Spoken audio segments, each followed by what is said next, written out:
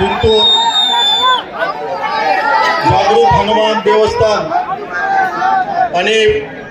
जिंतूरच्या सर्व विश्वरूपी सर्व जिंतूरची जनता त्यांच्याप्रती नतमस्तक होऊन आज आपल्या सार्वत्रिक निवडणूक 2025च्या विजयाच्या रॅलीच्या निमित्त आज आपण शहरातली सर्व जमलेली माझी विश्वरूपी जनता, या हिंदू जनतेचं मी फार मनापासून अभिनंदन करतो की कारण त्यांनी मला आशीर्वाद दिला और मुस्लिम समाज को मैं तहे दिल से उनका शुक्रिया आपकी दुआ से तुमच्या आशीर्वादाने आज या ठिकाणी मी नगराध्यक्ष झालो। आणि सर्वात महत्वाचं सांगायचं म्हणजे परभणी जिल्ह्याचं नेतृत्व, खंबीर नेतृत्व आमचे नेते आदरणीय रामपारसेजी बोर्डीकर साहेब आणि ज्यांनी जिंतूर नाही अख्ख्या परभणी जिल्ह्यात दाखवून दिलं की भाजपच्या मागे सर्व प्रकारची जनता आहे, असे आमचे कर्तव्यदक्ष पालकमंत्री आदरणीय दिदी साहेब। आणि आज जिंतूरच्या शहराचा विकासाचं सांगायचं म्हणजे ही निवडणूक झाली कशी, या निवडणूकमध्ये खूप जातीपातीचं राजकारण करण्यात आलं आणि त्याचवेळी मी दिदी साहेबांना सांगितलं की तुम्ही स्वतःच्या माध्यमातून जनतेचा विश्वास या ठिकाणी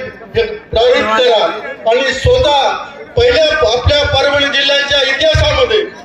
पहिल्या पालकमंत्री असतात की त्या घरोघरी जाऊन प्रत्येक समाजामध्ये जाऊन प्रत्येक समाजाच्या घटकामध्ये जाऊन स्वतः त्याने प्रचाराचा प्रयत्न केला। आज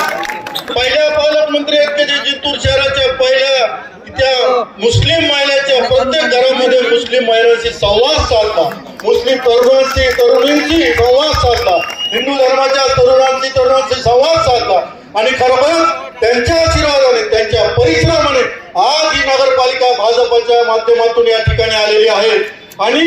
सर्व जनतेला हिंदू मुस्लिम सर्व दलित माझे सर्व बांधव असतील या ठिकाणी सर्वांच्या साक्षी मी या ठिकाणी शपथ घेऊन सांगतो की तुमच्या कामामध्ये कधीच कुठे कमी पडणार नाही। मला माहित आहे तुम्ही खूप मोठी जिम्मेदारी माझ्यावर टाकलेली आहे। आज मुस्लिम समाज ने पहली बार भाजपा को मतदान कर दिया। आज बोर्डीकर कुटुंब आणि देशमुख कुटुंब आणि भाजपा पक्षावर तुम्ही आपने विश्वास डाला, इसलिए आपका बहुत तहे दिल से और एक बार शुक्रिया करता हूँ। और आज सर्व हिंदू समाजातील सर्व माझ्या ज्येष्ठ वर्ग मित्र आणि सर्व माझ्या माता भगिनींना या ठिकाणी सांगतो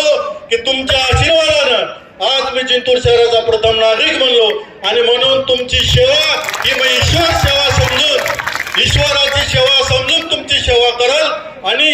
पहिलं काम जर आपलं असेल तर सर्व हिंदू आणि मुस्लिम धार्मिक स्थळ जे असतील त्या स्थळांना दिदी साहेबांच्या माध्यमातून खूप सारे निधी म्हणजे सुरुवात आपल्याला हिंदू आणि मुस्लिमच्या धार्मिक स्थळापासून करायचं